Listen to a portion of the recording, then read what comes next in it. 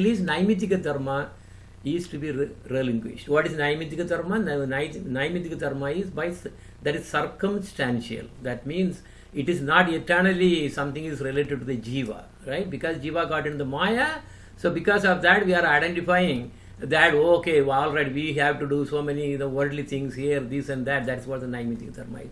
That need to be relinquished, right? So what is the nature of our jiva is what Nitya dharma, right? Nitya dharma is what, that is actually the prema to Bhagavan, and then the serving him.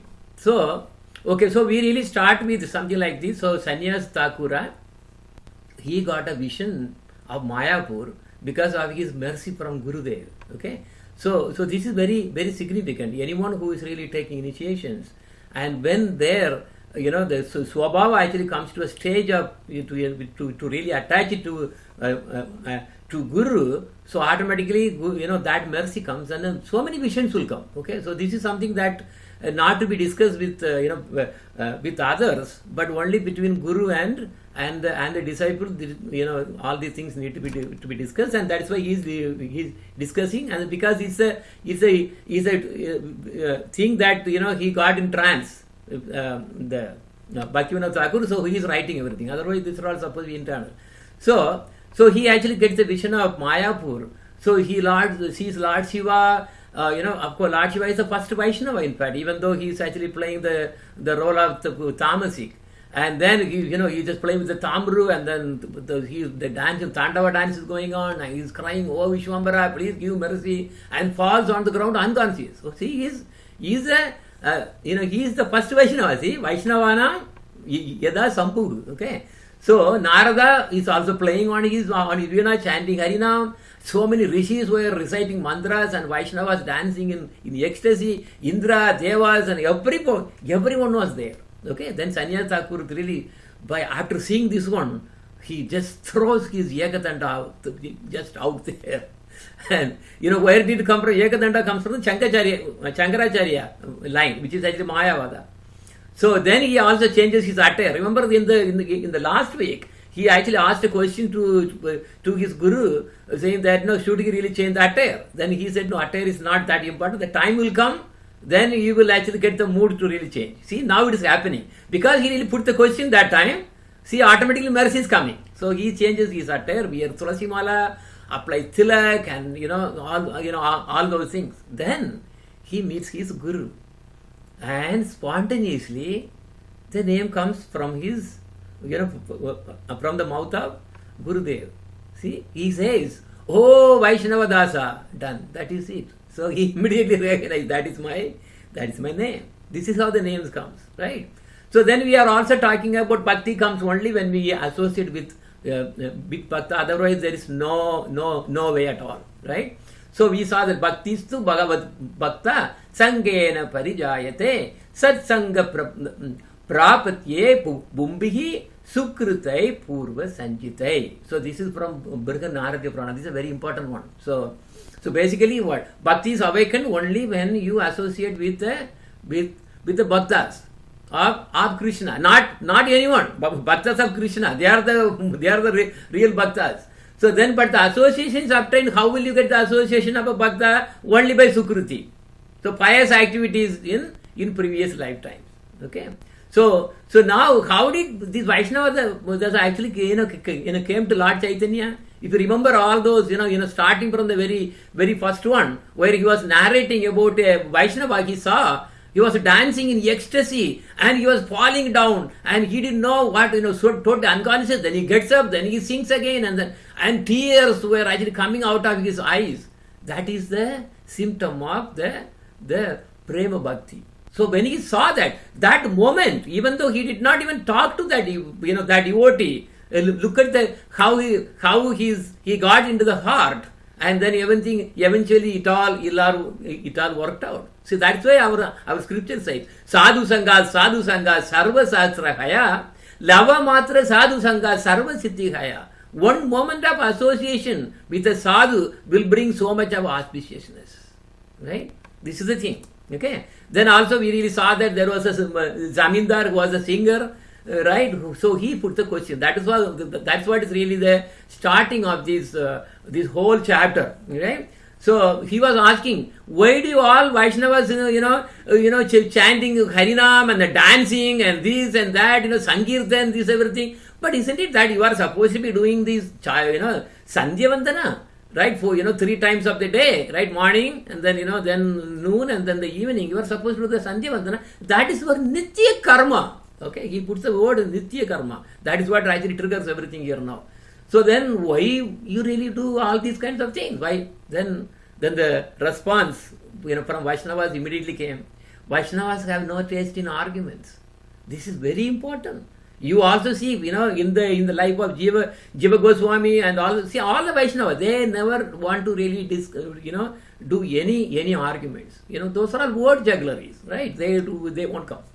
So now we are talking about, as we go, there are 2 kinds of things that are actually you can see the characteristic of a jiva, which is ruled by Maya or ruled by Raganuga. Okay, now this is what thing is. So I put a small diagram. So the jiva is ruled by, when it is under Maya, then they will actually take the Vaiti Bhakti. Okay, Vaiti Marga. And when they are not ruled by Maya, they are already, they are liberated. They are actually, even though they are living in the body, they are actually liberated. So that is a Swabhava Siddha. Okay. So in the Swabhava Siddha, what happens, that is what is called Raganuga. Raganuga, they don't really do any rules and regulations. However, one who is really under the Maya, they cannot straight away jump to the Raganuga. Raganuga is something that, that we can see only with those the Vaishnavas who are actually coming from the spiritual world directly to really give something to us. So they will be Raganuga. Okay. So that is also called Vastuta Jada Mukti, because their Mukti is basically Vastuta Jada Mukti, means they are really beyond the Jada. Whereas under Maya, they have to go through the Vaiti rules and regulations. They have to go. Okay, that is why all the you have to really do the Gayatri mantra and this and that and so many rules and regulations that we follow when we really following the Vaiti Marga. That means temple worship and all those things, right? So that they are under the Swarupataga Jada Mukti. So that is what. So the liberation that they really get, eventually everyone will be liberated anyway. So that is called Swarupataga Jada Mukti. Okay. So these people, those jivas who are under the Maya, they will think worldly affair is the only Nitya Dharma. And Nitya Dharma, Nitya Karma. Okay. So now that is why that Jamindar was asking the same question. So he is just fitting in this side. Whereas all the Brajavasis, remember all those who are actually always with Krishna. So for example, 5,000 years ago there were so many Brajavasis, and still there are so many Brajavasis. Their complete mind and heart, everything all given to Krishna. They don't have any attachment to any of the worldly affairs. So there is no contamination. They are called Brajavasis. Not only those who really came with Krishna, anyone who really has this kind of the spontaneous attraction towards Krishna, that is the Raganuga. So they are what? Swabhava Siddha. Okay? Alright. So now, if you see the attitude of the Vaiti ruled Jiva, okay, we are taking the left side of the thing. So Vaiti ruled Jiva, they are the one who will be really automatically have attraction to these 3 things. In fact, 2 of them were actually discussed, to be complete. I really added that as per the slokas. Now, Kanaka, Kamini, Pratishta. So those who really follow the Vaiti Marga to really get liberation will have attraction with wealth, money. So they will really go to the temple for what? Okay, I have to be really alright. I want this one. Because, but a Krishna devotee, Raganuga Bhakta, they don't care about all these things at all. Whatever that happens to them, they don't care. Okay. So the Vaiti Jiva will ask, will accumulate Kanaka. Kanaka means wealth, right? Gold, all those things, properties, this, everything. Then also they will be interested in Kamini. That means getting married and all the family relations and all the things. So they will have interest there also. They will have all the interest. Okay, taking care of the family, working for the family, feeding the family, this and everything. All the lusty desire, everything, all part of the family. Okay, that's the Kamini, we say. Then Pratishta is basically what, one becomes what, they want to be famous. Yes, I want to be CEO. I want to take that kind of position. People should be recognized. Remember that Zamindar, like it was actually mentioned that when he was singing, always at the end he was actually asking, just looking for, his recognition. Somebody will actually clap and all those things, right? So this is all in the Vaiti Rule Jiva.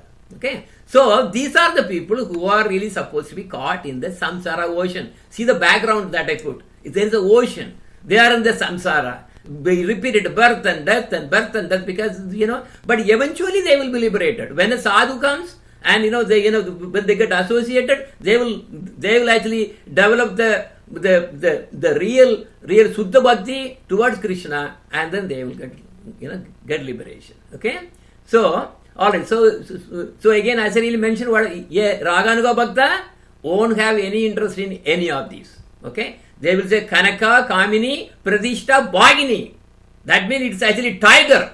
These are all tigers. So they are actually, away from the mouth of the tiger. What are those? Kanaka, Kamini, and Pradishta. Okay? And now the nature of the Bhatta Jiva under Maya, they will not have any Chitta Anuraga. Okay? That means spiritual interest. They won't have the spiritual interest. So when they really want to, suppose I am saying, okay, why don't you, join and then, listen to Jaiva Dharma, what will they say? Jaiva Dharma? It's boring. It's very difficult for me to understand. So they do not have the Chit Anuraga. Okay, so this is clearly that says, because on the other hand, somebody who really sees, just happen to really read something and then, or even hear something, or even, some kirtan or some chanting or anything, they get so attracted. Like that Sannyas Thakura, who got attracted because he was internally, Krishna was really preparing him because of his whatever the sukriti that he had done. Okay, so those who really have the Chittanuraga, they are the only ones who will have interest in the spiritual literature, spiritual topics, and then they always, they don't have any interest in whether it is soap opera or watching televisions or doing this or doing that. They will have no interest. But how that comes? Chitta Anuraga, how does it come? It comes only by sadhu. A sadhu can induce that. But the sadhu won't give mercy to anybody just like that. When somebody is actually surrendering to the sadhu, completely taking the shelter, then only sadhu will give mercy. Otherwise he won't. He will be like a normal man. Okay. So these Vaiti Jiva that is under the Maya, they don't have any Raganuga. That means no Raganuga. Spontaneous attraction to Krishna will not be there. They will be what? They will be worshipping Ganesh, this, that, Durga. They will go all kinds of temples. This is the thing. They are all lost basically in one way. But eventually they will realize. Nobody can actually, no Deva can really change their karma. Whatever that is bound to come, it will come anyway. But they don't understand that. Okay? So these Bhatta Jiva also will have aversion to meet sadhus. That's what I was actually talking about. They will see sadhus. Sadhus are everywhere. But they cannot recognize. Who is a sadhu and who is not a sadhu. Are called Vadhu. Okay? Sadhu opposite is Vadhu. So anyway, so without sadhu sangha, there is no way for Anuraga. Now, what is the remedy? Remedy for the Vaiti Marga. But that's what the Manu actually came from Brahma. Then eventually Brahma also followed what Manu wrote. Okay. So Manu and also others. So there are 20 sastras actually available. So they really talk about the rules and regulations. Okay. So they say karma, do karma, pious activities.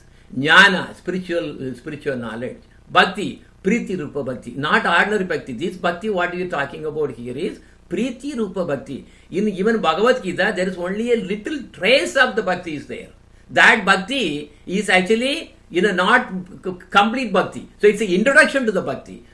So where is the Bhakti actually coming? That is in the Srimad Bhagavatam. Srimad Bhagavatam or in the Sri Chaitanya Charitamrita. So those high sastras, they are the one who really talk about Priti Rupa Bhakti. But Bhagavad Gita is just only touching. That's it. Okay, that's why our Guru says, because our interest is only on Bhakti, so he said you take only 2 slokas, 18.65, 18.66. Those are the only 2 things. Manmana Bhava Matbhakta and the Sarva Dharman Parityaja. These are the only 2 slokas. There is nothing else more than that. But however, if you read Jaiva Dharma, all the philosophies, whatever that you will otherwise learn from Bhagavad Gita, you all get everything completely here in a higher level.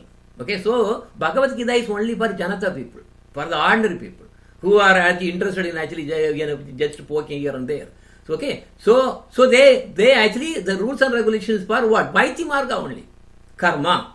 Then karma, jnana, and then the bhakti. So if you even see the Vedas is actually mostly karma only. 70% of the Vedas is actually talking about karma only. Karma kanda. They say karma kanda, fruitive activity. They have even in a Mahabharata, people really talk about so many things about the thing. They're all karma kanda. Okay, and then 25% of the Vedas is actually jnana, Upanishads. Okay, every Veda you really see that there are actually set up Upanishads associated with that. Only 5% probably you can actually take the cream is actually the bhakti is there in the Vedas. All the others wise only those things.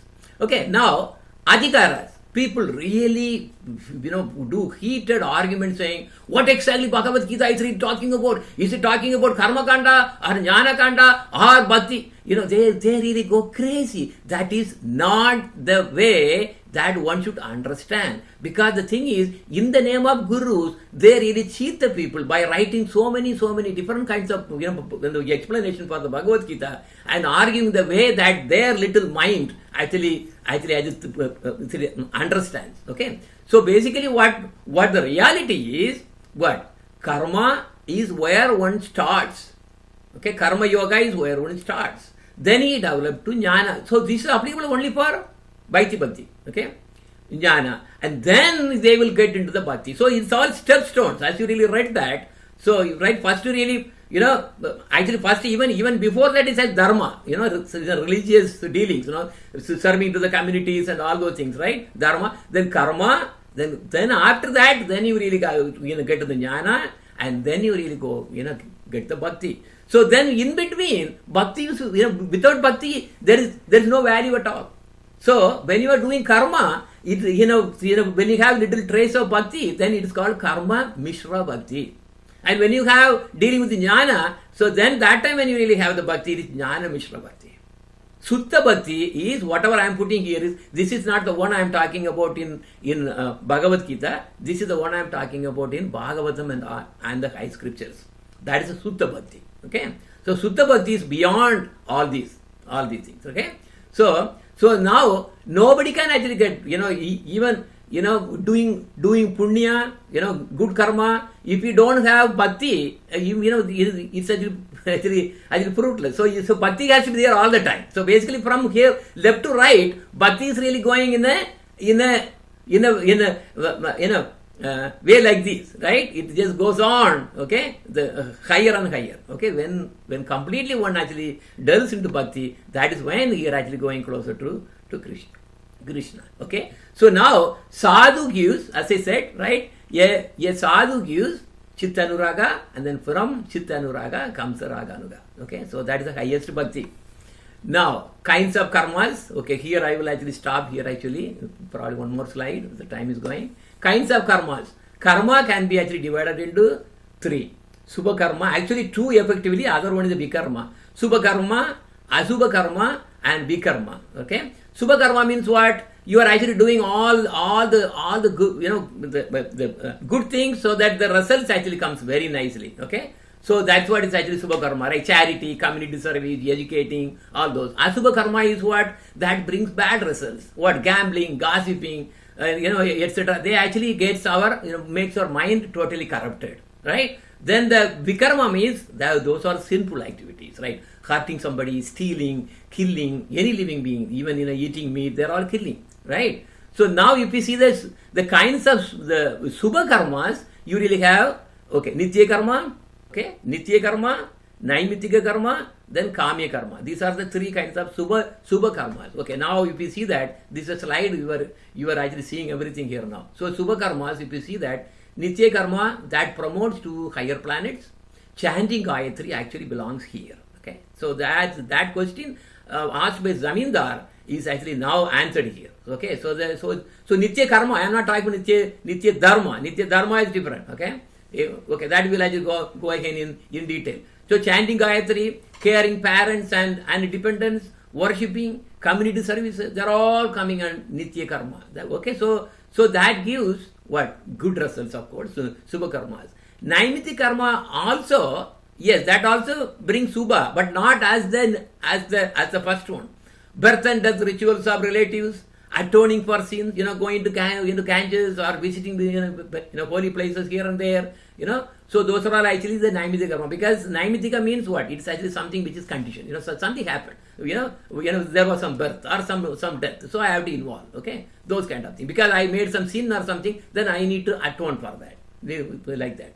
Now the Kamya karma, even though this may be actually kind of Subha karmas, but this makes one more deep in the Maya. That's what you really read there, right? Rituals to attain heaven, wealth.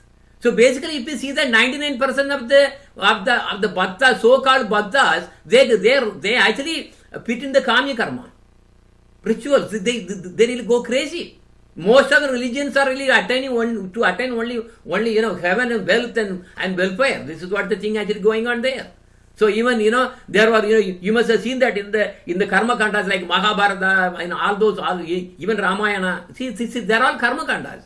You will see rituals even kings were doing to get sons, right? Sons are they are all called Kamya karma. Kamya karma is basically what? That is what is binding us. But what is karma yoga? Karma yoga means when you do all these things, you give the result to the Lord. How can you give? I am doing Kamya karma and I am getting a son, and what is the result? Result is the son, and according to the karma yoga, you are supposed to give the son to the God, to Vishnu. Are you doing? You are not doing. So Kamya karma is really actually makes miserable. That is why it was clearly said that should be relinquished. Okay. From somewhere. Okay, so these are the things that we have really seen now. So the karma and all the things already done. We actually described that before. Okay.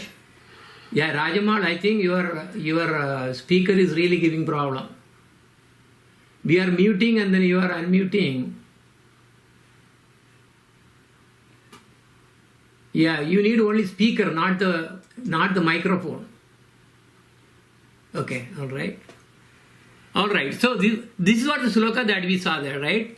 Varnanam ashramanam cha janma bhumiya anusharinihi ashan prakrityayo nirnam nichair nichota mottamaha. It's actually a difficult sloka. So basically what this really says is, also some of the slides I really took it from yesterday's class, in fact, because it really actually matching in many ways. So from the face of the Lord, Brahmanas came, and from the arms, right there, Kshatriyas came. Vaishyas came from the stomach, and then the Sudras came from the feet. Okay, so this is how it is actually mentioned there. So is this from Sri Bhagavan, universal body? But in fact, if you really see that, it is also in our own body also. If you look at our own body, our brain is actually, I think Rajamal's mute all. Okay, yeah, mute all. No, even if we say mute all, no, only they will be muting. But the problem is she really turns on again. That's the problem. Krishna Priya, can you just probably tell her something is going on there? It is really on the line. Okay, but just probably maybe you can, because that is really, some noise is coming from her device only. Everybody else is muted. Yeah, just you can to text or something, whatever. Okay, so we are talking about what Bhagavan's universal body, right? This is actually, if you read the Purusha Shuktam, it's clearly said that, right? So now that is also there in our body also. So our brain, that is actually 10% of the body is actually Brahmana, Brahmanic nature. Then the 20%, which is actually the shoulder, right? So that is actually the Kshatriya part, okay? Because that's a defense. So when somebody is actually trying to attack, what do? We actually, use the arms first, okay? So that is Kshatriya, that's 20%. Then the 30% of our body, that is basically all the stomach related and everything. So digestion, digestion of the food and distributing. So everything actually takes care of 30%, right? That's merchants and Vaishyas. Then the 40% is actually that is the legs. In fact, that is the major portion. All okay. So we have all these 4 things in our body also. So we also represent the original Bhagavan's universal body. So even if you really take the world also. Hello? Hello? Rajamal, நீ பேசுறது அவ்வளவு கேட்டுட்டு இருக்கு. Better. Okay. Okay, all right. Okay, so now if you see the world also, see you take the population of the whole world. So again, 10% will be teachers. That is actually the Brahmanic quality. Then the 20% will be administrators. Administrator means for all the warriors and then the businessmen. They are all the administrators, Kshatriyas. Then 30% of the population is actually merchants. And then the remaining 40% is they are all workers. So see, in every single way, this is actually you can actually see this trend. So the Brahmana has Sattva Guna, Kshatriya, they have the Rajo Guna, and Vaisya, they have the Rajo and Tamo Guna, mixed together, and Sudra, mostly Tamo Guna only. So if you see that, so that's what you are actually reading there, right? Peacefulness, self-control, austerity, purity, tolerance, honesty, knowledge, wisdom, and religiousness. These are the natural qualities of the Brahmanas. Then heroism, power, determination, resourcefulness, courage in battle, generosity, and leadership are the natural qualities for the Kshatriyas. Farming, cow protection, business. These are all the natural qualities of the Vaishyas. And actually Vaishyas will have tremendous desire to really collect so much of wealth. Okay, so they are the one who really want to be always, it's unsatiable. That's what it was actually mentioned there. So they are the Vaishyas. And then the Sudras are the ones who do the work for all, for everyone. And then that is how they really learn the living. So if you see that, Varnashrama is not a caste system. See, this is the confusion. That was what yesterday we were actually doing a big, this satsanga, because I wanted to make that clear. And we are using, that somewhat here also. So the Brahmin, Kshatriyas, Vaishyas and Sudras are Varnashrama. Varna means quality. Quality, that means one's nature. Okay? Because everyone will have tendency either to be a teacher or to be, to be warrior or administrator or agriculturist, merchants or laborers. So this is a natural tendency that the people will have. So this is a division of labor. So the Varnashram is that we have really read so far. It is actually the division of labor. It's very important. It's not a caste. This is not at all a caste. But then later, they all, because of the problem, that because, so what is the problem? In fact, British really invaded us and they introduced the caste system. The word caste itself came from the word called casto. The casto actually came from outside. That's not our word. It actually came from outside. So we did not have caste system. The caste system was actually imposed by British systematically to divide and conquer the India. So that was the reason behind. There was no caste system at all. Right? So as far as our Bhagavad Gita and all the scriptures are actually concerned, they are actually talking, as you have really read last week and also now, there is no caste system. There is only Varna system, Varnashram. Varnashram is by the quality and it is not by birth. In fact, if you see that, this actually video that did I not really showed you. hesitate to criticize the priestly classes, both Hindu and Muslim, and they developed a strong disdain for him. Okay, if you see that was actually, because some claim that it is actually only by birth. If you are not born as a Brahmana, then you are not. But that's not what the system says. No, because yesterday we really covered that. By birth, everybody is a Sutra. See, that means nobody is born, right? as Brahmana or Kshatriya or whatever it is. So the quality is actually coming, it's there. Then doesn't matter where they are born. So depending on their quality, that's what the Varnashrama is. Okay? So by birth, everybody is a Sutra. Okay? Alright. So this is not valid. That is why Kabir was really completely criticizing these priestly classes who believed that Brahmana is only by birth. Okay? So that is why I am really putting this slide specifically. And now, also, if you see that, it really went really too much. In fact, I will take just a couple of minutes to really tell a story. Kabir came to know that in the South India, I don't remember exactly the thing, but I can pull out the name of the temple. It was opened. Okay? So, when the temple was actually opening, he came to know, so, now for the Lord, there is a temple is actually getting open. He went to Ganges all the way. He was in North India. So he went to Ganges and he really got a pot of the Ganges water, and literally he was walking by foot, carrying that Ganges water all the way so that he can give it to the priest. At least they can actually give a bath, because he cannot enter in. They won't allow.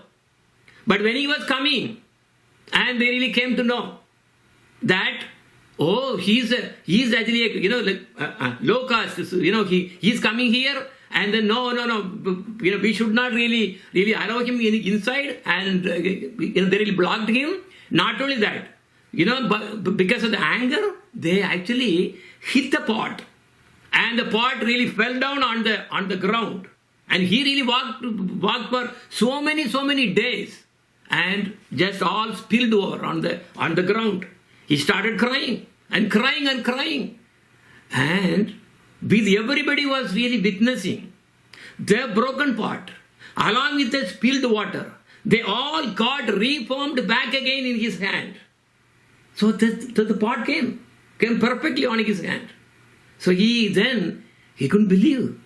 So then everybody left the way for him completely, and he walked straight to the altar this time. Otherwise, his plan was to give it so that they will offer. He went straight away to the nobody objected. Nobody could do anything. And he gave bath, and he was singing, nice song. Because Kabir songs are so nice. So look at here again. So this caste system was really invented by the late. So it was not there in the original system at all. So now even here if you see, he is really beyond Naimittika. Okay, now let us come to the topic. So what is Naimittika? Naimittika means that activities which are not related to the original Subhava of the Jiva. That's the Nitya Jiva. Nitya Jiva is only what? Krishna Prema. That's all it is. So all the other things are, all these things, Naimittika, and especially those Vaiti Bhaktis, no, they are all belong to Naimittika, which should be relinquished. That is the title of this chapter actually, right? So it was widely believed that to die in Benares is to be liberated, while to die in Maghar was a great curse, and that you would be born as a donkey in your next life. Kabir said, "What difference is there between Benares and Maghar, if God be in the heart?" At the age of 120 years, Kabir died in Maghar. Both the Hindus and Muslims wanted his remains. The Muslims to bury them and erect a shrine, the Hindus to cremate them. After arguing for hours, a vision of Kabir appeared to them, telling them to remove the shroud from his corpse. When they did so, there was no body to be seen, only a pile of flowers. The Muslims buried their half, and the Hindus burned theirs. Lord.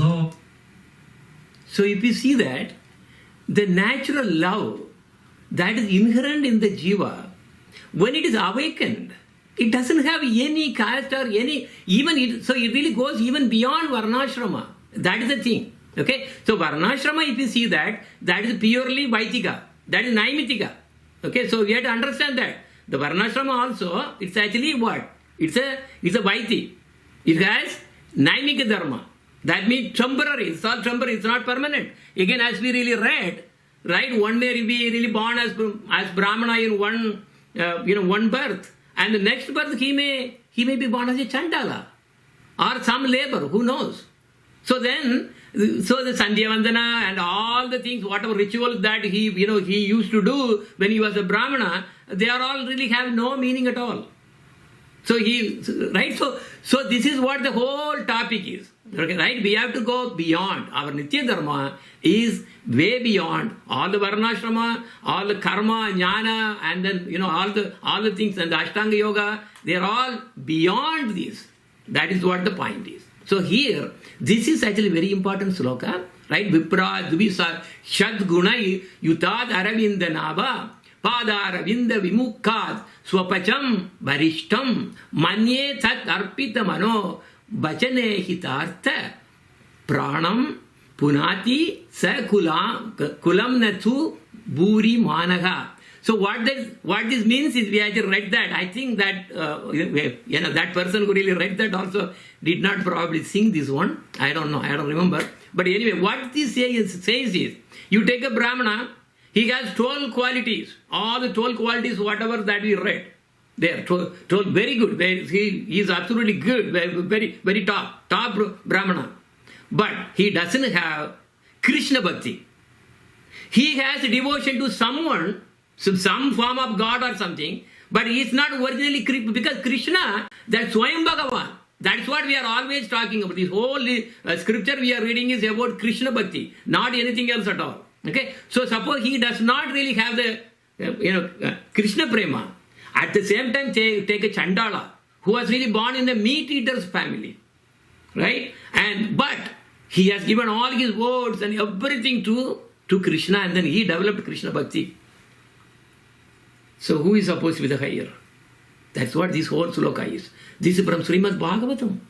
And it says that Chandala, even though he was born in the Chandala family, but he really developed that much of bhakti to Krishna. He is high. He not only can actually, the liberator, whatever you want to call, his own, and also his own family, everybody he can actually liberate. But that Brahmana who doesn't have Krishna Bhakti, he cannot even purify himself. See that this is very, very strong. Very strong. Okay, so we saw that. Okay, so then we went to the kinds of spiritual awakeness. Udita Viveka. So this is spiritually awakened.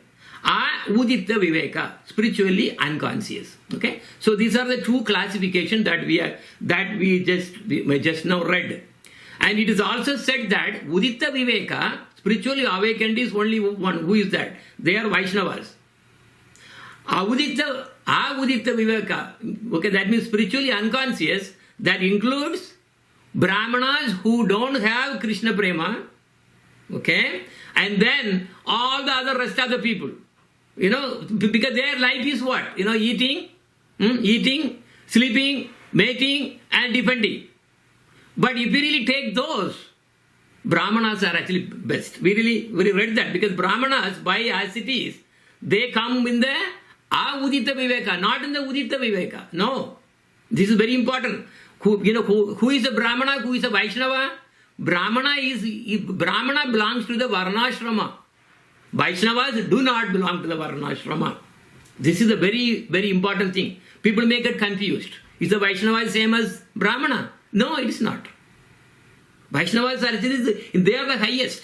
They don't have any, of course, no caste, no Varnashrama.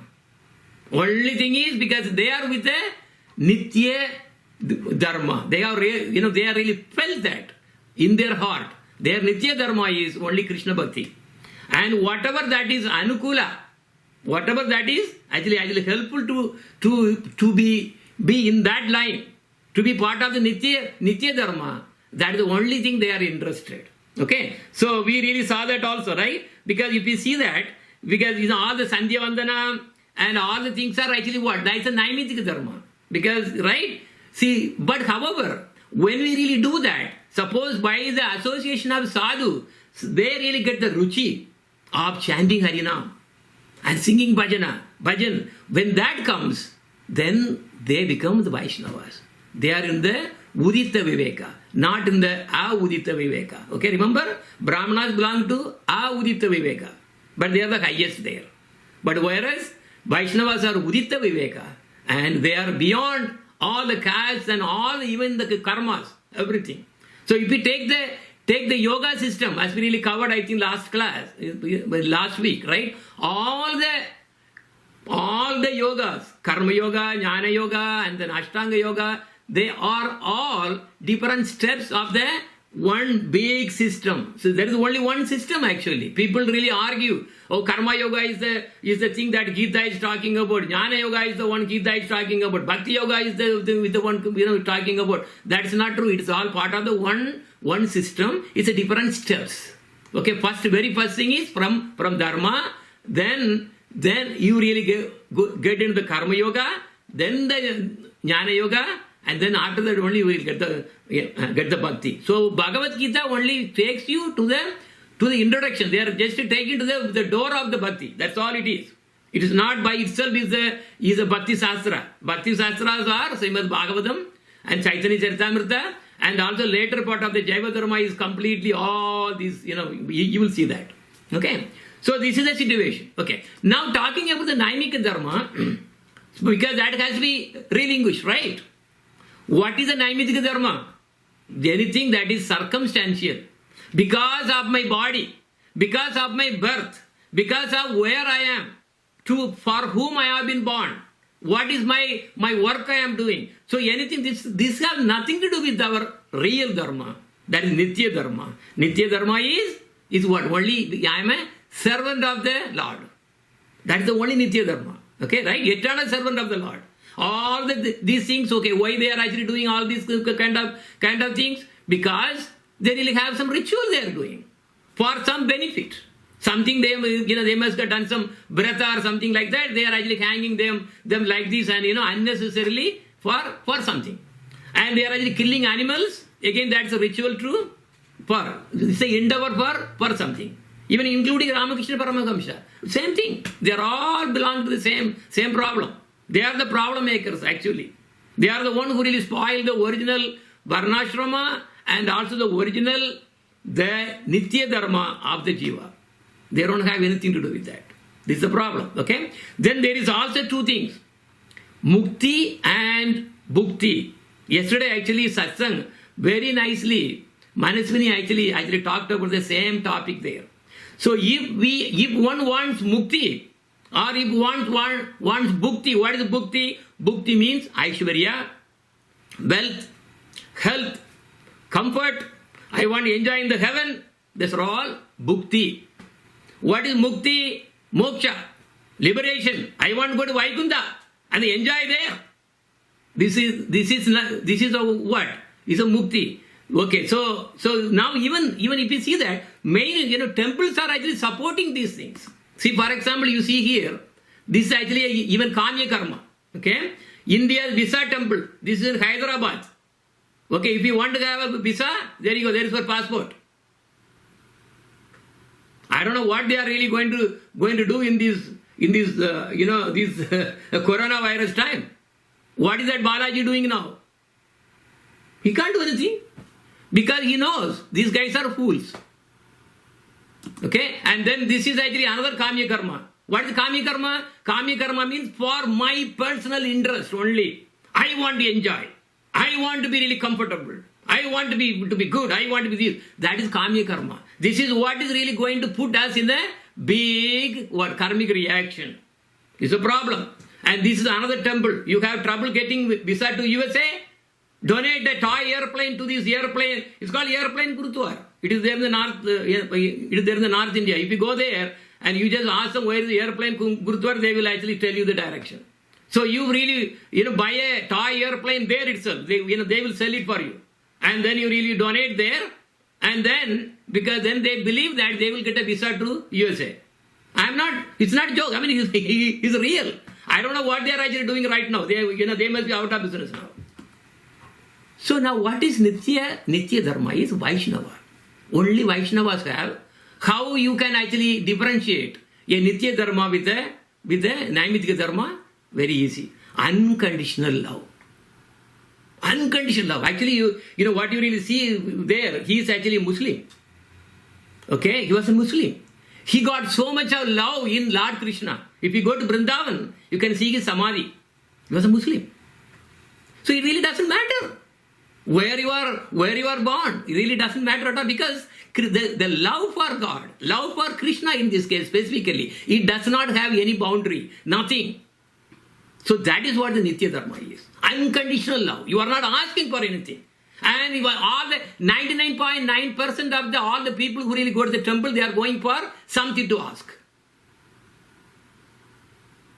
This is what is the thinking. That is not, no, they don't have anything to do with the Krishna Bhakti. Krishna Bhakti is different. Unconditional love. There is no condition. You are not going for asking anything. I want to go this temple, that temple. What? For, if you really go to that temple, then everything came out all right. I got a good job, I have good money, I have this. That has nothing to do with Krishna devotion. It will be unconditional love. This is what all our acharyas are actually telling again and again. Not asking for Aishwarya, not asking for mukti or anything. Only what? Prema. That is the Nitya Dharma. Only Vaishnava got that one. This is the one, that sloka that Manaswini was actually explaining so nicely. Bhukti mukti spruha yavat pisasi hridi vartate tavat bhakti sukha yatra katham apyutoyo bhavet. How is it possible for the prema to appear? Prema means here Krishna prema only. In the heart, as long as the witches of desire for Aishwarya, Bhukti, and liberation, Mukti, Moksha, remains present there. This is what it is. It's a witches. See, look at, if you go to some of the temples, Vaikuntha Ekadasi, if you are not careful, you will be dead, probably crushed to death. Because they will be so hangering. Because they want to go to Vaikuntha. For what? Enjoy? Mukti. They say Mukti. He will give moksha. And this is the same reason our Gurudev relinquished from Sri Parampara. I mean, not only Sri Parampara, all the Parampara. That is why Chaitanya Mahaprabhu came, to really bring them to the next level. So Gurudev, why he did not? Because he was born in the Sri Sampradaya. He actually was forced to take initiation. But as soon as he really saw his Guru, he really completely relinquished. Why? That Sampradayas, where he was, it followed Vaidya Bhakti. It even had the caste system, believe. Very bad. And they were all asking for what? Aishwarya, Balaji. And what? Mukti, Moksha. These two are the what? The devils. Pisas vartate. Then Kim, how you can actually get Krishna Prema? They don't have Krishna Prema. It's not possible at all. They are only fakes. So our Gurudev relinquished